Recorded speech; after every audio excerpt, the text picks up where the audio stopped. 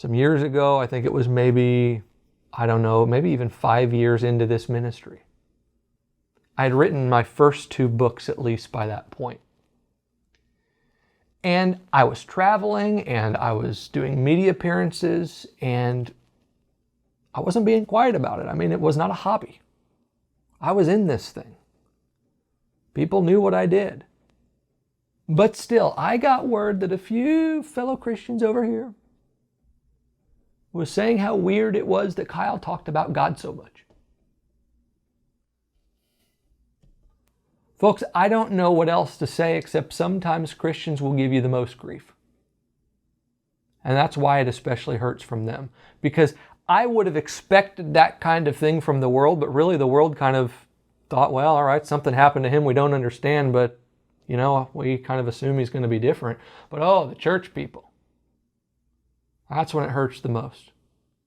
When you have to hear things like that or get rejected by another person who claims to love God. So I took it to the Lord, which is what I've just learned to do. Often when somebody says something hurtful or something's going on with me that I don't understand, I just ask God. And this morning I asked God, I said, what do you say about this? And then I kind of just sit there and wait. Usually He leads me to a scripture. Something pops into my mind. And here's what popped into my mind. I heard, let them think you're too weird or too different, but there's a reason I chose you for such a time as this, and it's definitely not because you're like everybody else. And I think that's a word for somebody watching or listening right now.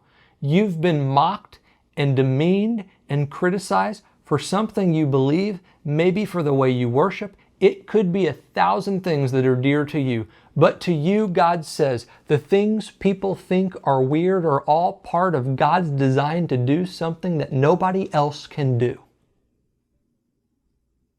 And as I've said, God's vindication doesn't mean you'll never be rejected. It doesn't mean everyone will like you. But it does mean that when it happens, you can just do what Jesus told His disciples to do when people didn't accept them. He said, if they refuse to welcome you or accept you or listen to your message, shake the dust off your feet and move on. Word to the wise. Please take this with the compassion that can only come from someone who's been there. Don't waste your time and energy trying so hard to win the approval and acceptance of others. When you dig in to try to change their minds, you often dig a deeper hole for yourself. Instead, when people don't understand you, when they wrongly accuse you, when they mock you, shake it off. Say, God is my vindicator.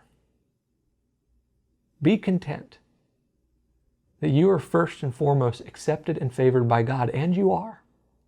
Ephesians 1:6 says that by God's grace, we have been accepted into His family, and nothing can take you out of that.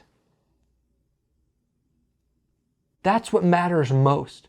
You are accepted by God, and He will prove that with others. That's what He will vindicate. He will vindicate your acceptance. Your job is to stay true to who you are and what He's asked you to do.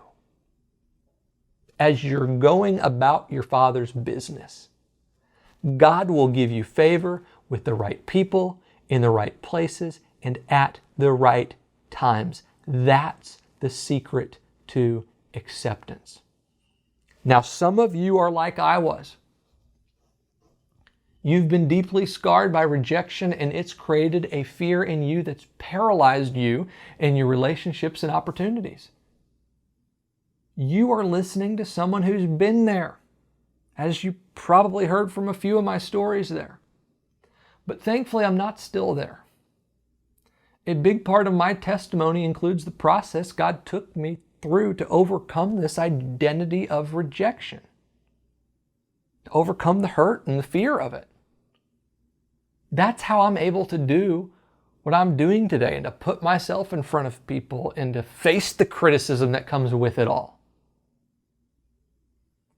Well, for years, people have asked me for a step-by-step of how to conquer rejection. And that's why I created my Rejecting Rejection e-course, which is available for you to enroll in right now and go at your own pace forever. Here's a little bit more about it, and then I'll be right back. Let me ask you, how would your life change if memories of past rejection no longer hurt? What could you do if you weren't afraid of being rejected in the future? Maybe you think it's not possible. I've dealt with this for so long. But I'm here to tell you it is. If you've read any of my books or heard me speak, you know that the pain and fear of rejection ruled my life for so long. But I found real healing and freedom, and you can too. That's why I created my e-course, Rejecting Rejection. In it, I hold your hand to explore the scientific, psychological, and spiritual roots of your fear of rejection. I show you methods to reprogram your brain to be confident and courageous. We go through spiritual insights, reflections, and applications to heal your rejection-related wounds. And there's so much more. So what do you say? Are you ready to be unshackled from the fear of rejection? Then join me now. Visit rejectioncourse.com to get started.